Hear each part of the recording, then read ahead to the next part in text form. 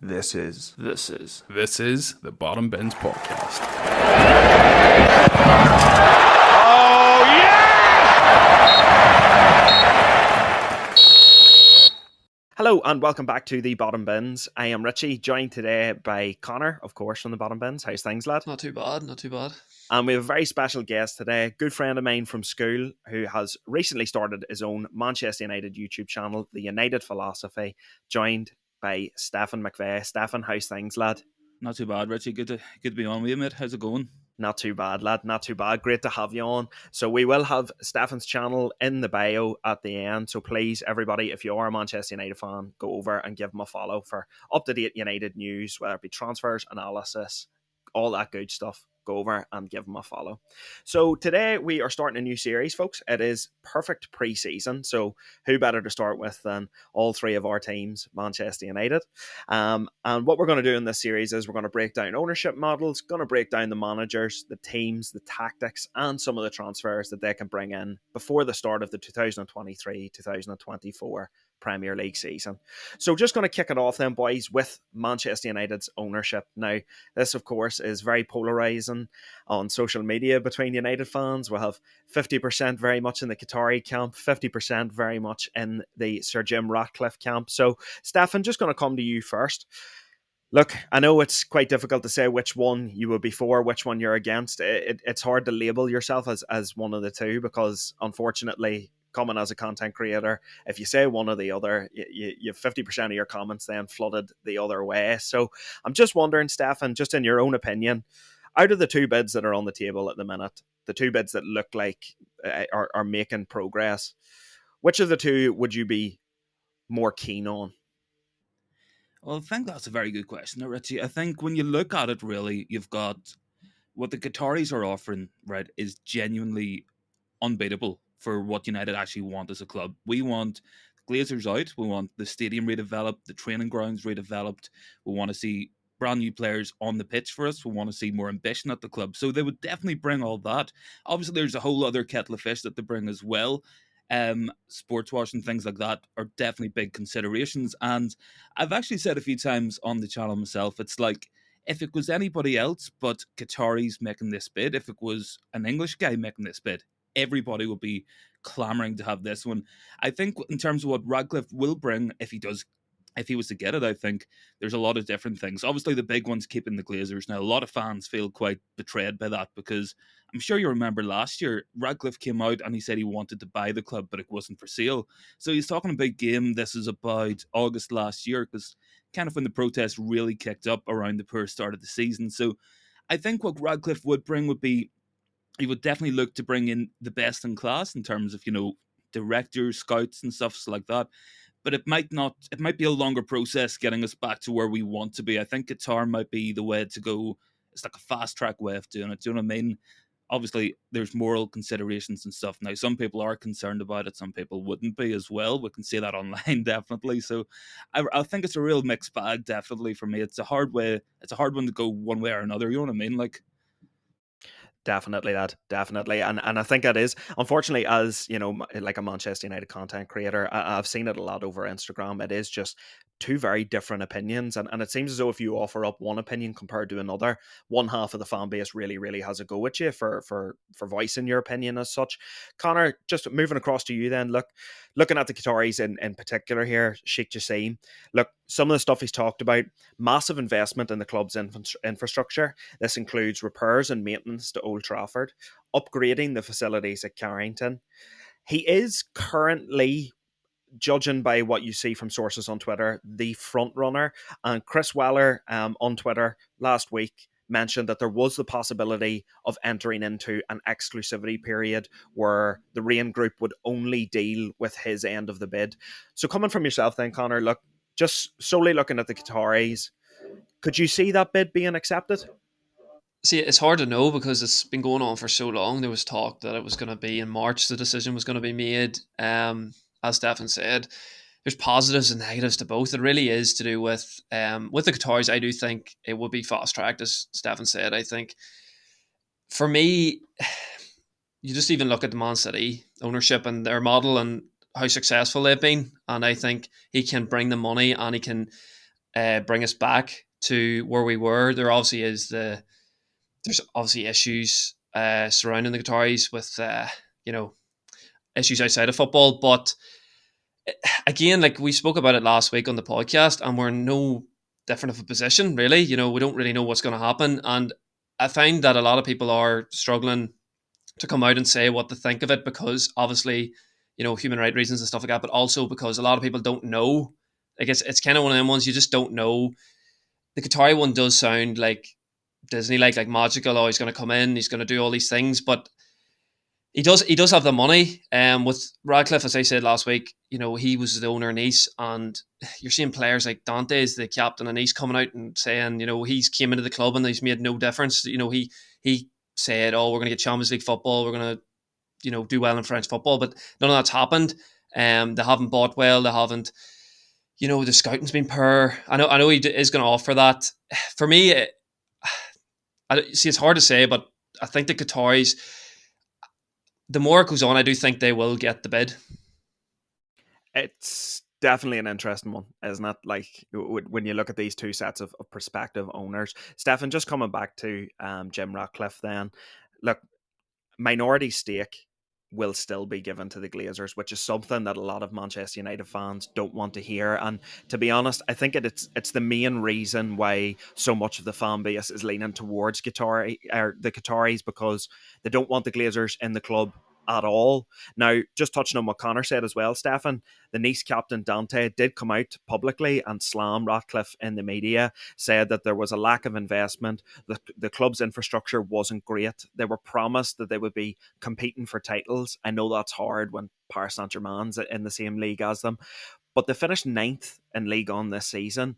That they finished outside European places, and this is a team that, when you look at them on paper, were probably good enough to finish in the top four in France. So, do you think, looking at Ratcliffe's side of things, is that a big negative then at his prospective bid? Well, I think it's definitely something you will have to consider. Like, the thing is with Radcliffe, we actually have an actual track record for what his performance would be like at a club. And I think that's something that a lot of people are buying into at the moment, looking at Nice and how it's gone down there. Obviously, the Qataris have owned PSG for a while. It hasn't gone to plan. They wanted Champions League victories and haven't got there yet. They also owned Malaga. That was an absolute disaster in Spain. So I think both ways you can kind of make arguments for and against. Now, definitely the Nice stuff is very, very concerning for me personally, and it is something we wouldn't see at United. Personally, I don't think we would see Harry Maguire, the club captain, coming out and speaking against ownership or anything, but I do think certainly that there is a proven track record with Jim Radcliffe at Nice. We know what it might be like, and I think it's not gone to plan. It hasn't been what he has promised the Nice fans. Obviously, as you said, very difficult to go into a league and try compete against Paris Saint-Germain. I mean, you're going up against a team with a front three of Neymar, Mbappe, and Messi. Like, there's only going to be one winner in that league title, but I do think Nice have definitely underperformed. I think the big thing is disconnect between the players and the guys running the club. That for me is really concerning. 100%. 100%. I think any sort of disconnect isn't a great sign to see. But again, lads, look, I think the one thing we can agree on as Manchester United fans is that we just want the best for the club, regardless of who is in charge. We just want Manchester United to be back at the top, really, and competing at the top table, uh, which we haven't done for a very long time, if we're being honest about it. So, Connor, just coming to you then, regardless of whether it's Ratcliffe or Qataris, if you could have one thing that changes immediately with new ownership, what is it you'd be looking for? That's a good question because a lot needs to change. Obviously, how the club is run. As you were saying there, it's been a long time since we've been anywhere, and I think that is due to the fact that the directors of football and the people in charge have been very poor. Some of the signings, we're overspending. We're waiting till I've seen a stat there that we haven't signed a player in June since 2019, which is worrying because, as I keep saying, is these big teams, they get the players in early and they get the you know the squad together, and it definitely helps when you start in the second week of August and you have that team together and they've played games together, and to get off to that good start, it's a big thing. In United for years, like even last year, we lost our first two games, and in the end, it didn't cost us top four, but it cost us maybe even challenging for a title. Obviously, we need to fix the stadium. There's a lot of long term things that need to happen. But that would be the main thing, as you said. Like, we haven't been successful for years. I was looking through the last since Ferguson's left. We've got Champions League football 5 out of the 10 years, and before that, since we hadn't been outside the top four since 1990. So it just shows since Ferguson's left, it's just been a complete disaster. Definitely, definitely. I think for myself, if I could have one thing that an owner could do immediately, I think the most important thing is Carrington. So some of the stuff that, even going back to Ronaldo's interview in November, some of the things he said about Carrington were quite telling. At the end of the day, we're Manchester United. We're the biggest football club in the world, and your facilities need to reflect that status, and to have such a monumental figure in world football come out and say things that were so damning about Manchester United's facilities was not great to hear, to be honest, and especially from a club legend. It's not what you want to hear as a fan. Stefan, same question to yourself then. One thing you could change with prospective ownership straight away, what are you looking at? Well, I think there's a lot of things you could change. You could say you could change the team or invest in the stadium and all that. But I think the biggest thing, without getting too like philosophical or anything on it, is bringing a culture of ambition from the top to the bottom, and that's the most important thing. Managers come and go, players come and go, whole teams come and go, but if you have the drive within the actual club that it's winning first and it's winning at all costs, it's not worrying about balance sheets, it's not worrying about profits or shirt sales. It's, is this player going to improve us? Will this manager be the right fit for us? Should we invest in the stadium so that we can have the best stadium in the world? That all comes down to ambition. Obviously, completely lacking under the Glazers, as we know.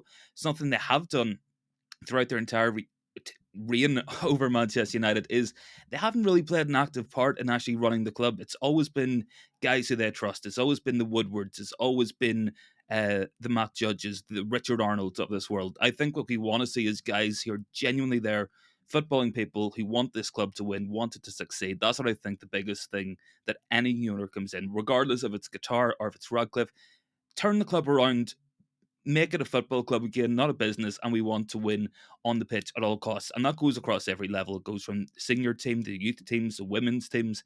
We want to be the best, and that's what we have to get back to. And I think until we get that sort of ambition and drive in the club, I don't think we're going to get there.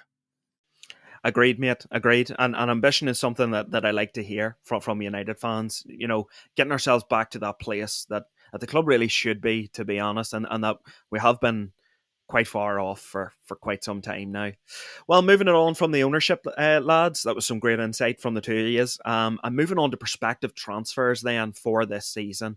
So look, lads, couple of names already thrown into the mixer this summer, and look, as United fans, we know these sagas can go on all summer long, unfortunately. But the first player I'm going to talk about today, lads, is Eric Ten Hag's priority target in midfield, which is Chelsea's Mason Mount. Now, Stefan, this is a player that myself and Connor have criticised quite heavily on the podcast last season. Him and Havertz did not get it handy from us at all last season. And, just on one of your videos, I left a comment saying I thought it was a lot of money for a player who would ultimately maybe only come in as a backup to Eriksen. I didn't see him as a starter in front of Eriksen. But look, the deal's still on the table. Chelsea have reduced their asking price, according to sources, from the 65 to 70 million to now 60 million. So United's full package deal did meet that 60 million requirement. So the deal's still on.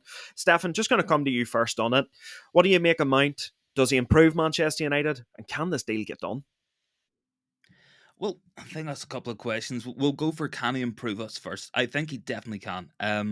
I think when we look at what Eriksen brings to the team, I think we've an awful lot of technical quality, and Eriksen very good in possession, very good creator from deep, and he links up well with the likes of Bruno and Casemiro. But I think the biggest thing that we've seen from Eriksen all season is he's very passive. He very, very rarely goes into a tackle, very rarely gets into the pressing, and I think Mount would bring that more into United's game. I think there's other players out there who would probably do it better.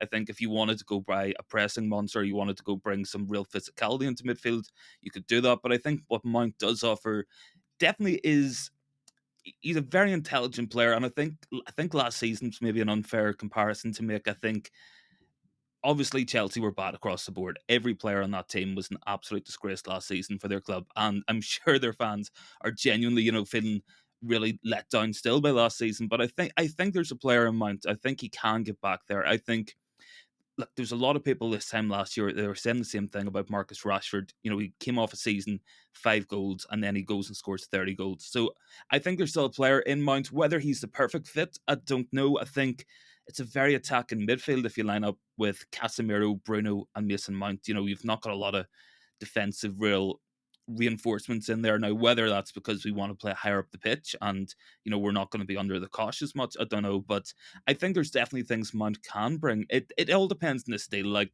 I think Chelsea probably will sell him in the end. I think we will get him, and I think that's because we put a very good offer on the table. We're overpaying for him to start with. Guy's got 1 year left on his contract, but I think when we're seeing that he's saying he's going to walk for free next season if he doesn't get going this season, and he seems that he only wants to join United, I think it gets done eventually. Might be one of those ones that drags out for an unnecessarily long period of time. I mean, we know what United are like for dragging things out, but I think Mount will come in. I think he'll offer something different, and I think he probably will be a good signing, all things considered, but still overpriced in my opinion as well. Yeah, I think overpriced is probably the term that I'm always going to come back to whenever we talk about Mount. Connor, again, just sticking with the English midfielder. Look, didn't have a great season last season, as we know. We had quite a bit to say on that. But looking at it now, sort of retrospectively, look, out of the last 3 years, he has won Chelsea's Player of the Year twice out of those 3 years. There is a decent player in there. What can you see him offering to United? And would this have been sort of the first target, or would this even have been a target that you thought would have been on Ten Hag's radar?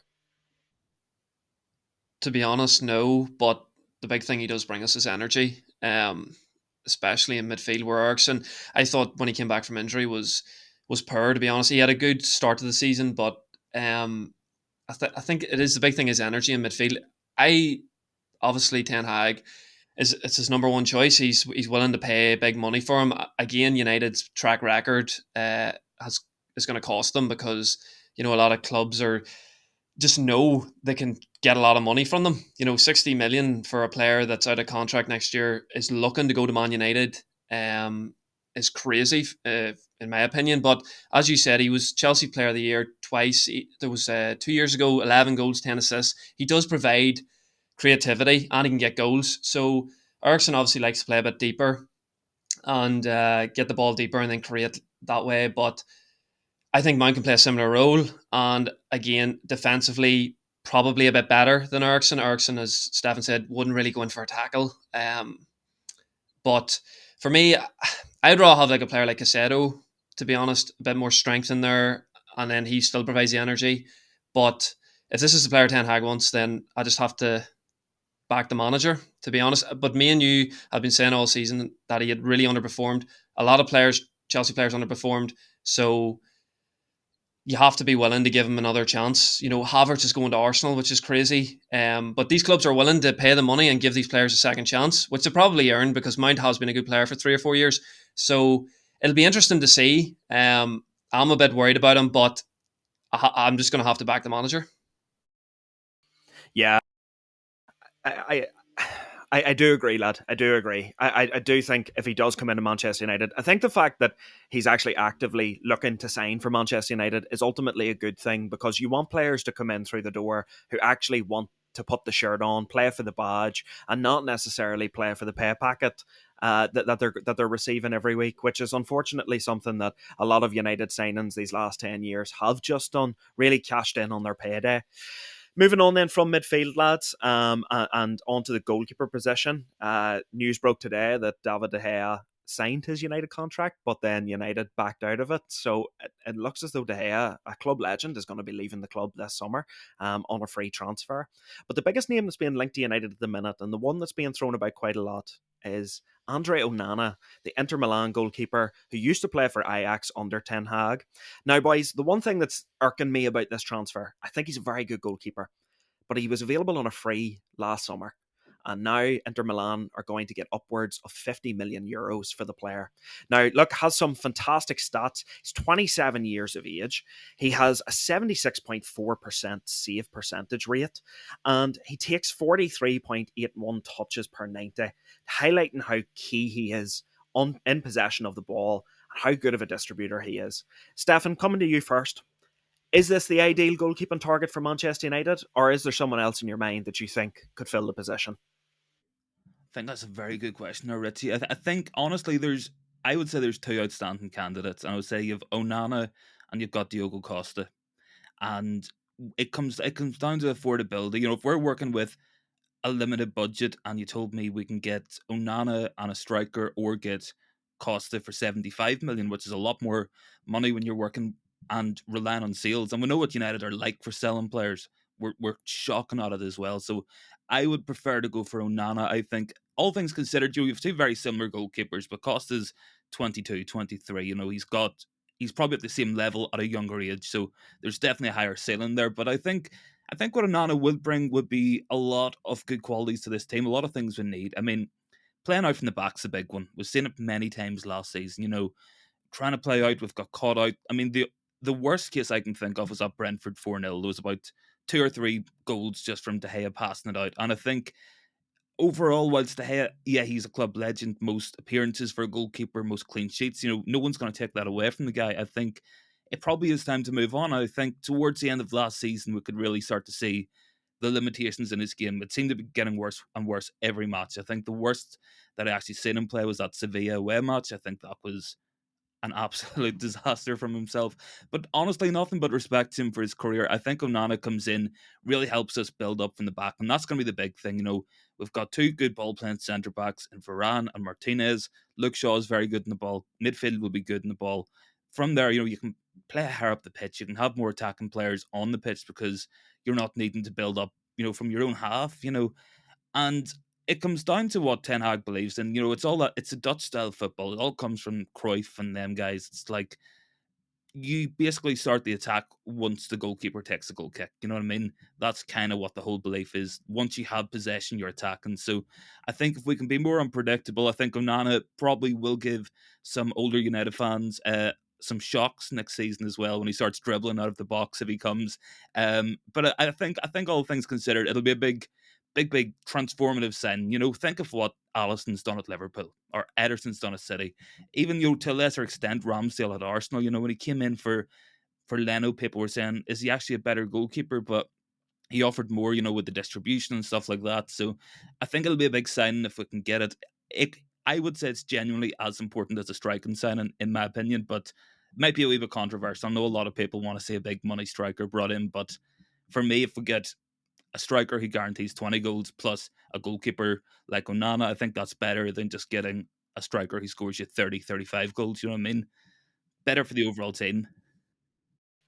No, I agree, man. I really agree. I think, you know, the way United's budget is stretched so thin, and not even the budget, I think just the financial fair play restrictions that have been placed on United for this window.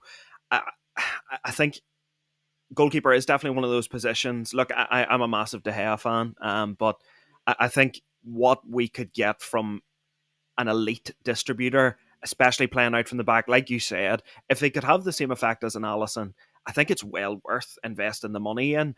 Connor, coming to it then, look, that distribution, as Stefan was saying, it really did lack for United at times last season, and it was the biggest weakness in De Gea's game. So if you can get somebody like Onana, somebody like Costa, although it is looking more likely to be Onana at this current moment in time, what can that do for United then? Is that going to be a major signing, and will it affect United's style of play as much as, say, maybe the media think it will?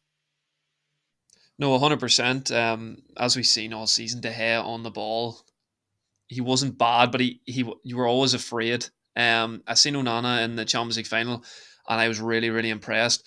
He can just take the ball on. He can dribble with the ball, so he can take that press. Not even his short passing, even his long passing was pretty impressive. He also comes out for the ball, you know, early, which is something that David De Gea doesn't do anymore. The only thing that would worry me is, as you said, the budget. If we only have, I'm seeing stories today, we're only going to have 120 million. Spending 50 of that in a goalkeeper does worry me, where we need players in other positions. We need a midfielder, we need a striker, and he was looking at a right back as well. That's the only thing that would worry me, but there's no doubt that Onana is an upgrade. The other thing was that you were saying about Inter Milan took a chance on him because obviously he had got the ban with the doping ban, and then he had kind of been on the bench for Ajax the next year, and they've obviously got a reward from that. But I would definitely agree that he is an upgrade, especially. I've seen even like he's a great shot stopper, as you said as well. Like he had the most clean sheets in the Champions League. Like he is a top goalkeeper. I think a lot of people already knew that, but then the doping ban came in. He also has played under Ten Hag, so he knows what kind of style of play he wants to play. So I think it is a win-win, to be honest. But the only problem is the question is about De Gea. Was like they were looking to keep him, and then to pull the deal at the last minute after he had accepted the lower wages as well was a bit weird. But I do think he upgrades the team, but it's just going to be about the other. Where are we going to spend the other money? Because it looks like if we spend 50 million on a goalkeeper and we only have 120 million, and as Stefan has said, we have struggled for years to sell players. Where else are we going to upgrade? If we're going to spend 60 million on Mount as well, it's just going to be, where's that excess money going to come from? It's going to come from sales. And I'm seeing people, like I've seen, maybe it was Romano was saying, like they're looking 40 million for Maguire, 40 million for McTominay. I can't see us getting that. Yeah, no, definitely, definitely.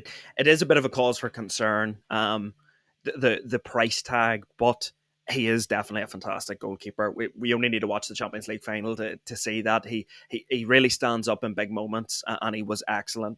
But moving on from goalkeeper, lads, we're going to go to strikers. Today, confirmed by Fabrizio Romano that Bayern Munich had a 70 million bid rejected for Spurs' Harry Kane. That's of course a transfer target on the podcast here. That we have wanted to see at United for a very long time, but the biggest striker being linked to Manchester United at the minute is Rasmus Højlund, the 20-year-old striker from Atalanta in Serie A. He had 12 goals, 4 assists in all competitions this season. That includes in the Bundesliga too. He has a 0.47 non-penalty expected goals, 6.53 touches in the opposition box. The biggest thing I have seen about him, and after watching some Glazuri videos and stuff on him, a lot of people over there think he is inconsistent, but he does have plenty of time on his side to develop. He is the particular profile of striker that Ten Hag has worked with in the past, which is always a positive.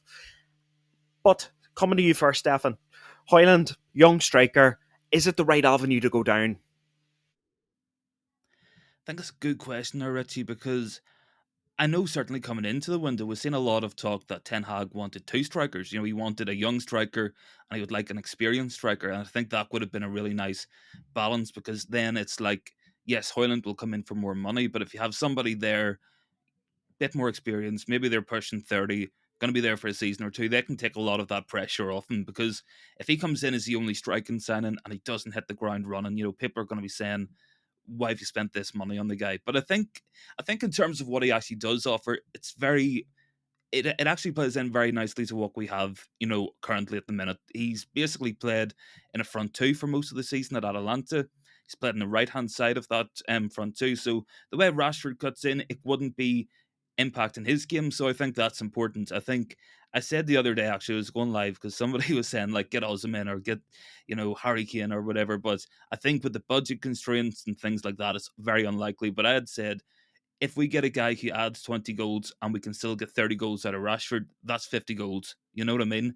And yes, you want to add the quality, but what you don't want to do is take away from the other guys who are playing well already. And I think that's something we've seen when Ronaldo came. Ronaldo came in, Rashford's game dropped, Bruno's game dropped, Anthony Martial, Sancho, a lot of goals just disappeared from that team, like were there the season before. So whilst Ronaldo, he got 25 goals that season, everybody else got single digits. So like that's kind of what we're talking. I think if Højlund does come in, I think he brings a lot of work rate. He's a young, exciting player. He will be inconsistent, make no mistake about it, but I think we've probably got enough that we could cover it. Do you know what I mean? It's like when we dipped in form last season, it was because Rashford wasn't scoring. You know what I mean? He was the only guy really scoring on a consistent basis. So Rashford can be inconsistent sometimes. Hoyland can be inconsistent. It's probably unlikely that they're both going to be inconsistent at the one time as well. So I think I would be definitely for the signing. It all depends on the price. I think the price is going to be the big one. And I mean, it is frustrating. Like we saw today, the financial results came out. We actually have 260 million on credit, but we can't spend it because of fair play rules. So I don't know. It's a tough one. Like, you know what I mean? 100%, mate. And look, if it was FIFA or Football Manager and we had unlimited budget, we could sign who we wanted, but that doesn't happen in real life. Connor, again, just on Hoyland, look, if he did come in, it would be only him and Anthony Martial at the club. And there is rumours floating about that United would be happy to sell Martial if the right money come in. Would you just be worried that United's attack is a bit bare heading into next season? I think if you're going to compete for a title, you need a player like Harry Kane, as we've been saying for weeks on the podcast. I think obviously this guy is a good young player. He's 20. Apparently he's a big lad, 6'4". He's a good link up player. As Stefan was saying there, it's going to be a lot of pressure on our shoulders. And for a young player, he's 20. And like, as we said, Martial, my big problem with him is just staying fit. Because he does provide, he is a good hold up player and he can score, like, he can score goals, but he just can't stay fit. And I think we are going to be in trouble if we have, we're putting a lot of stuff on this young player if he's coming in, and he's going to cost a lot of money too because I seen he only signed for Atlanta last summer, so it's going to be costly. As we said, the budget. I would love to Harry Kane. I would love to Osherman or somebody of that caliber, but it looks like it's not going to happen now. Kane would have been perfect. I think United definitely need an experienced striker who's going to score them, at 20 goals a season if they're going to compete. But as you said, he does score goals. He's a good hold-up player. It is just a huge worry going into the season because we were saying all last year we need a striker, we need a striker, we need a striker, and it looks like we're not going to get that top striker because I think if Harry Kane came into this United team, he would help it a lot and would I think we could be title contenders if we got him. Yeah, look, well, that's when you get a Premier League proven striker like Kane. Of course, that's the expectation, and that's what they say. It's always the expectation that kills you. But look, unfortunately, it does look like we're going to miss out on that experienced striker this season. Well, do you know what? Actually, boys, maybe not necessarily, because a lot of this is going to come down to our outgoings. Now, Stefan, you've already highlighted we are not a good selling football club. We never have been. Well, under the Glazers, we haven't been. But looking at some of the names here. Maguire, 40 million. McTominay, 40 million. Dean Henderson, 20 million. Alex Telles, 10 million. Eric Bailly, I'm a bit shocked at this. They're only looking 5 million for Eric Bailly. Brandon Williams, about 7 million. There's a few other names on the list here. They're all a wee bit lower in price. But look, realistically, I think there's 10 names here on the for sale list. Stefan, how many can we get rid of by the time the summer's done? It's a good question there. I think we can sell some of them now. Do I think we're getting anywhere near that caliber of money? No, I don't. I mean, I think honestly, if you're looking at realistic values, I think Scott McTominay is a £20 million player. I think, 25, 26, Premier League proven. Whilst he isn't perfect for United, he could absolutely go to a West Ham or an Everton, someone like that at that level. And just because you're playing at that level, it doesn't make you a bad player. It just means you're not suited to what we have. And I think it's the same for Maguire. I mean, I don't think Harry Maguire is as bad as what some people might think he might be, but I think it's the limitations in his game get really overexposed at United. He's so slow. He's no agility really in his game. Playing on the halfway line is just not going to work for him. But I think genuinely you could probably get 20 million for Maguire and McTominay. Then I think there's a bit of a cutoff. I think Dean Henderson, yeah, you could probably sell him for 15, 20 million. But see, outside of those three, you're really clutching at straws. I think I've seen the same report that you might have. I think we were looking £20 million for Donny van de Beek. That's never going to happen. 25 million for Anthony Martial. That's never going to happen. He cannot stay fit. He can't stay fit. And I think that's the big thing. It's like you have to be realistic, but you also have to, at the same time, don't just take the first deal on offer. I mean, that Zidane Iqbal deal, what is it, €1 million for Zidane Iqbal to Utrecht. I mean, it's good to have the sell-on clause and a buyback clause. I mean, it's still really poor business. And I think I'm right in saying the only player we've actually made profit on since Ferguson retired happened to be Dan James. I'm pretty sure. Pretty sure we bought him for about 18 million, sold him for 25. So £7 million profit. That's about it. I mean, we don't have the track record that would say we're going to raise 100 million in sales. I mean, we just don't have it. So I'm a little bit pessimistic on that one, if I'm being honest with you, lads. No, look, I think that's totally fair enough, man. I think that's totally fair enough. Like you said, I mean, when Dan James is the only player that you're making profit on, it makes you scratch your head and go, "What the hell is going on at that football club?" Um, Connor, similar sort of question. Looking at those names that are being linked with a move away from Old Trafford this summer, are you confident that United could even raise 50, 60 million? That's a great question. It's just, there's 13 players apparently up for sale, and we've sold one so far for €1 million. So, as we keep saying, the track record's brutal. That's a crazy stat, the Don James one. That's just shows you, like, just our spending has just been brutal, overspending for players. I do think McTominay, I would agree. I think he is going to be sellable. It's going to be up to the players though, because a lot of them are on big money, and will they actually want to leave the club? Like Brandon Williams there is sitting at United, and I think he's got 2 or 3 years left on his contract on good money. Is he going to look to leave United? I think it'll only be like a loan deal. A lot of these could end up being loan deals. Maguire, we paid 80 million for him as a centre back. I agree. I think he's only worth 20, 25 million, but United are never going to sell him for under 40 because it would be embarrassing for them. They think they've got an English international there, a centre back that I would agree. I think he could start for West Ham. There was talk going about that Maguire and McTominay for Rice, which I don't think West Ham would be stupid enough to do that, to be honest. But uh, 50, 60 million, it really, again, it could happen with United. I don't think so. To be honest, it maybe will depend on the owners coming in, because they might just say, right, we'll just take the hit. We'll just sell all the players. We'll take the hit. We'll sell them for cheaper. But at the minute, they're never going to sell these players on for under that. I think United think these players are worth that much, but in reality, they're just not. Yeah, no, agreed, agreed. It's definitely going to be an interesting one that we'll have to keep our eye on over the summer because, like you said there, Connor, 13 players on the for sale list. It's a lot of dead wood to clear out of a club.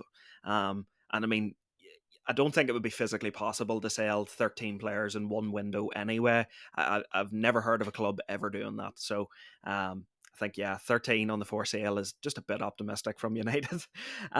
Moving on then, lads, to the tactical look at the game and the tactical side of Manchester United. Now, look, I think all three of us can be in agreement. Eric Ten Hag is the right man for the job. A phenomenal first season at United. To come in, finish in the Champions League squad, or to finish in the Champions League places with that squad, to win a Carabao Cup with that squad, make an FA Cup final.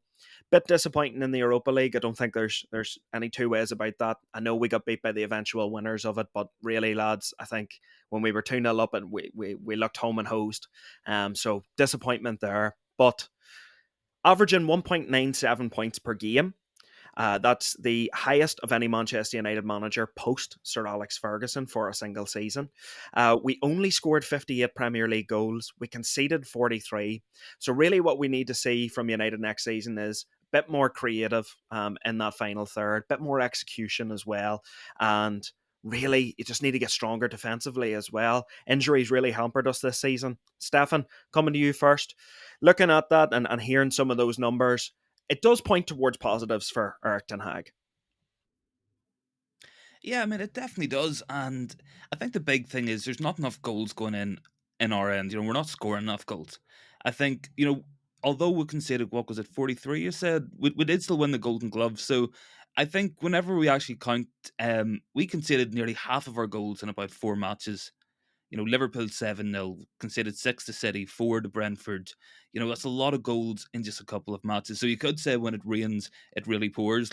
So I think that's a mentality issue. I think it's when we go maybe not one goal behind, but if we go 2 goals behind, heads seriously drop. And I think that is something to be concerned about. But I think it's very basic. I mean, score more goals, concede less goals. It's the most basic way to try win something, but It is true as well, and I think the way we do it is we really start to buy into what Ten Hag wants to do. I think we've seen glimpses of it last year, but that was by no means what an Eric Ten Hag team really is. I think if we look at what Ajax were doing before he left and compare it to what we did last season, maybe against some of the smaller teams we were holding a lot more possession, making chances, but certainly anybody beyond the bottom 5, 6 teams, we actually did struggle, and I think the big one is that away record as well. The away record was appalling last season, so that has to be improved for me. And I think if we do that, we could genuinely be on for a good season next year. But still, a lot of improvement to be made. It will be a big preseason,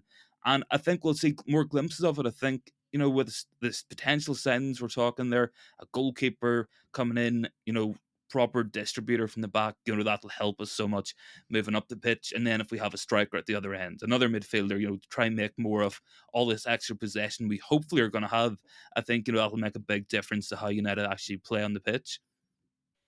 Yeah, definitely, definitely. And I think the signings really, come pre-season time, hopefully if we have them in through the door, that's where you'll get your biggest indicator as to whether the style of play is gonna shift that little bit. Connor, again, just touching on what Stefan said there, really highlighted the appalling away record that United had last season. But on the flip side of that, absolutely excellent at home. Probably one of the best home records in the Premier League.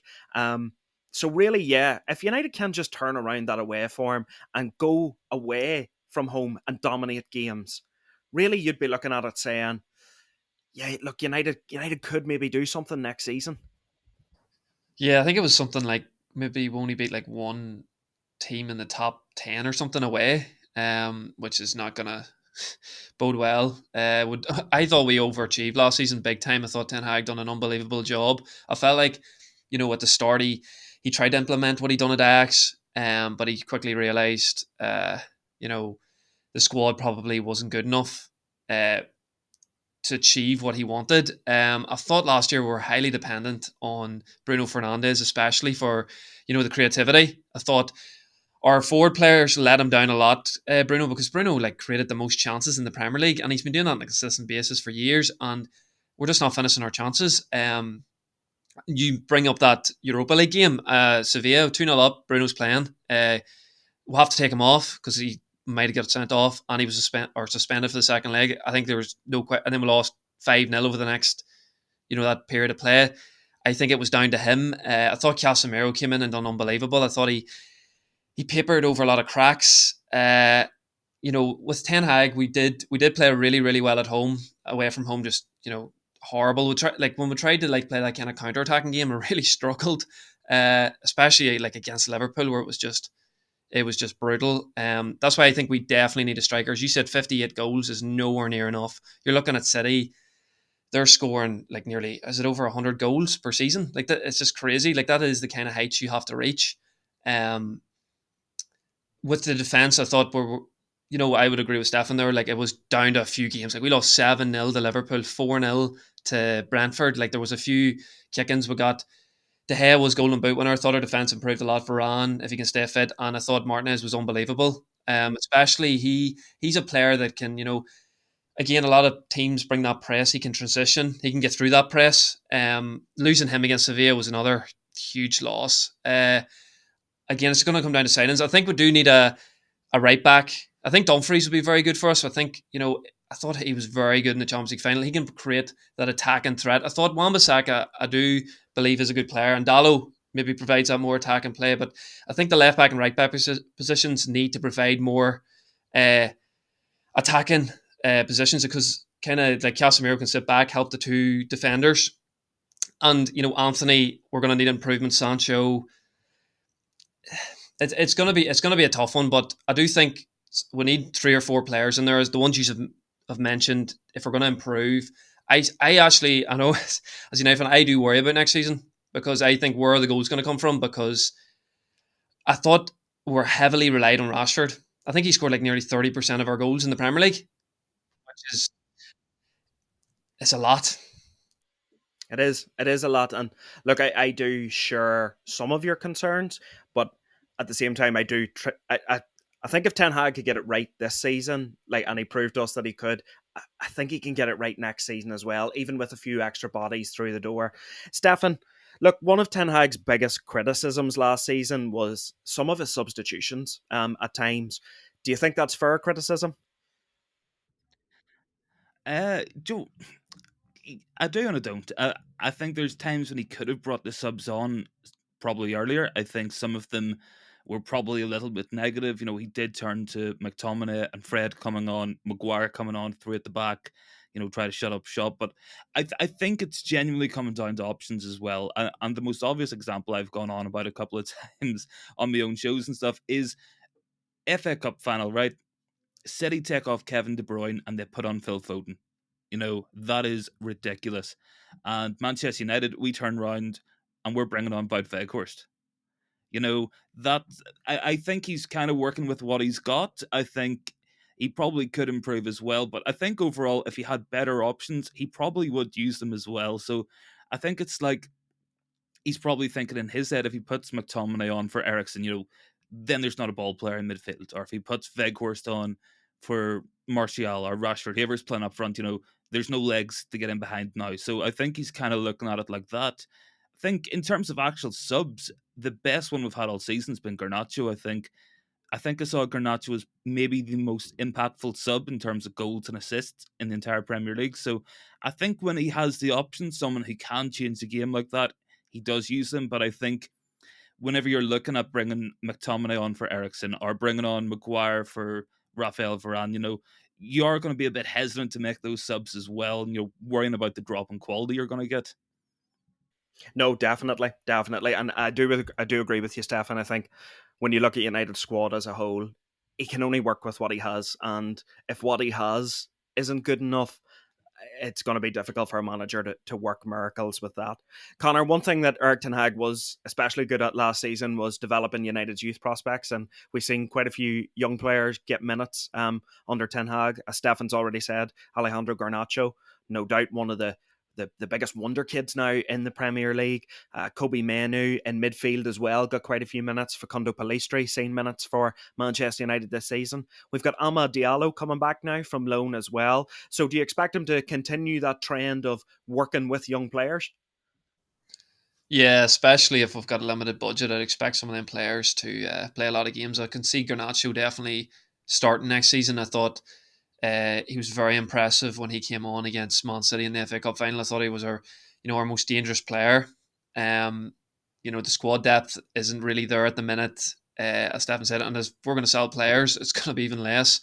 Pellistri, I think, is a good player. I've seen him in the Europa League, especially. He was very, very good. Diallo at Sunderland was really impressive as well. There is talk he might go back to Sunderland, but I would like him to come to United. I think in the winger positions we're not too bad. We obviously have Anthony, Sancho, Garnacho. Even Rashford likes to play on the wing sometimes. But it is just going to be squad depth, as Stefan said. They're like when you're looking at Man City in the FA Cup final and they're bringing on, or they even didn't even bring on Alvarez. That's again and Laporte and players that they have some. It's the squad depth you're seeing with Arsenal. That's what they're doing. They're buying players in positions to strengthen to have that backup. I feel like with Ten Hag last season, I thought he'd done really well with the subs at the start of the year, but as you've seen this year went on, that's the thing that worries me about Man United. I do believe in the manager, but it's just the squad depth. I think if you lose a Casemiro, you lose a Bruno Fernandes, you're in big trouble. While if City lost maybe a Rodri or a De Bruyne, even in the Champions League final, they lost De Bruyne, and it was okay. They brought on Phil Foden, and Phil Foden's a top player, and he's a player that would start for Man United. But as you said, he's going to have to develop these young players into the squad because we're not going to have the squad depth. But I'm really excited about Garnacho. I thought the FA Cup final, even in the latter year, he was playing really well. Even against Fulham before the World Cup, he scored a great goal. He got an injury which hurt him, but even coming back there towards the end of the season, you can see there's a top player there. Yeah, agreed. Definitely exciting times in terms of that youth development that United are so well known for. Just before we wrap it up then, lads, Stefan, United back in the Champions League next season. It'll be great to watch United on either a Tuesday or a Wednesday rather than a Thursday night. Look, realistically, what's the aims in the Champions League this year? Is it just to get out of the group, or could you see the way Ten Hag has mastered the cups this year? Could we be looking at maybe a Champions League semi-final or final next year? You're getting me excited thinking about it here, Richie. You can't lie to me, but no, I'm looking forward to it. I think it's good. We finished third place. There's no qualifiers or anything like that. Straight into the groups. So obviously we're going to be pot two. So we will come up against a top seeded team. So whether that's going to end up being like a Sevilla or I think like Benfica might be in that group. Maybe I'm not 100% on that. There are definitely easier draws.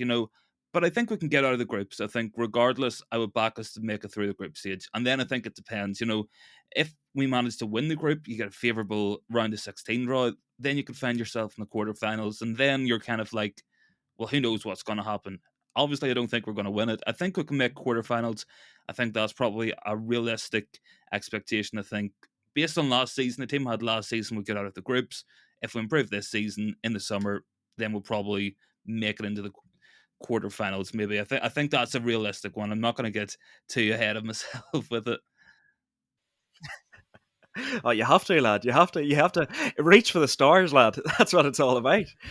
Connor, just very quickly then, before we finish up this episode, ideally, give me what United do next season. Where do they finish in the league? Do they win any trophies? You know me, lad. I'm usually the negative one. So I'm gonna keep it. I think it is too early to say because we're gonna have to wait and see the signings. But if this team went in at the minute, I honestly, which is gonna sound crazy, but I honestly believe we'd struggle to get top four. I can see Chelsea improving. You're seeing even Chelsea; they're offloading all these players. They're getting these players in, and they've got Pochettino in. I see Liverpool improving. They're not going to be as bad as last year. I do think United obviously played really well last year, but they did get a bit of luck with the teams that kind of dropped off. Even Spurs, I think, will improve next year. If it's going to go, I'd say probably you just got to go. I'd say fourth at the minute, and that's if we sign the players that we're talking about. Because I think if we're going to reach that next level, we definitely need a top striker. But I do agree with Stefan in the Champions League. It really is to do with the draw because even you look at Inter Milan there's no way they would have thought we're going to make a Champions League final, but they got a favourable draw. And I think they came second in their group, and they just got a favourable draw, and they got through, and they got to a final. So you never know in that way. And as you said, the cups again, I wouldn't rule them out of any cups because the FA Cup he gets to the final first season and the League Cup. I could see us winning maybe the FA Cup or something like that, and maybe getting to a quarter final of the Champions League. I think we should definitely get through the group. If you're in pot two, you need to be getting through that group. And like some of the top, there's some top teams in there like Bayern and PSG and teams like that. But there's teams in there like Feyenoord and Benfica you'd expect to beat. So it's going to depend on the draw. But I go maybe fourth in the league and maybe quarter final of the Champions League, maybe an FA Cup, which would be a great season. Let's be honest, if we're with the new owners and the FFP and the limited budget. Yeah, definitely. And same question to yourself then, Stefan. Looking at it, what are United going to do next season? I think if we get the players we're going for, I think we can definitely get in the top four. I think it will be difficult now. Liverpool, they're looking like they're going to bring in a whole new midfield, whole new engine room, and that's what they needed all of last season. You're looking at Henderson and Milner, and then you're going to Alexis McAllister and the likes in their next season. So they'll be better. Chelsea, they couldn't be worse, so they definitely will be up there. I think Spurs will be an interesting one if they keep hold of Harry Kane. I think they've got a good manager now, so they could maybe do something. But I think genuinely, if you think about how much a goalkeeping improvement Onana is going to be, that's going to completely change how United play football next season. Mount will help in midfield. If we bring in a striker, add some goals, I think we can definitely do better. I think I'll agree with Connor there. I think top four finish, try for a trophy as well, and then see how far we can go in the Champions League. I think if we're looking at competing for Premier Leagues or Champions Leagues, we're definitely a season or two off that. I think it will take a little bit longer, but who knows what can happen moving into the next couple of years. Takeover could change a lot of things, and it could happen a lot quicker than maybe we even think so. Maybe even next season we could be up there challenging for big trophies. So Yes, agreed, mate. Agreed. And I think we are still maybe a season or two just off that top table honours just yet. But look, the future does look bright under Eric Ten Hag. I was going to ask that, Richie. I was going to ask, what do you think? What do you think? Uh, I'm gonna say top four, lad. I still think we make the top four. I think we're good enough to make the top four.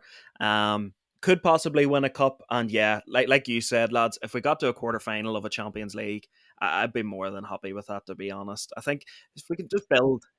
It's crazy to say though, like yeah, it's crazy to say we're going to come a position below, but I think even if you give Ten Hag another year, we are building, like we are going in the right direction.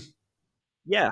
Yeah, no, it is. It's just wee small building blocks. You just keep building on it, and that's all you can really ask for, isn't it, lads? Well, look, that's going to do it for this episode, folks. Thank you very much for tuning in to our very first perfect pre-season Manchester United. Stefan, massive thank you for coming on to the channel, man. Really, really appreciate it. No problem, lads. Anytime, anytime. Well, look, like I said, Stefan's the United philosophy. We're going to leave the link in the bio. Make sure if you're a Manchester United fan, get over there and get subscribing onto that channel. As always, we are at Bottom Bins Pod, Twitter, Instagram, and TikTok. You can also find us on the Parlay Sports app, PRLY Sports, on the Apple App Store. And as always, keep it bottom bins. Keep it bottom bins.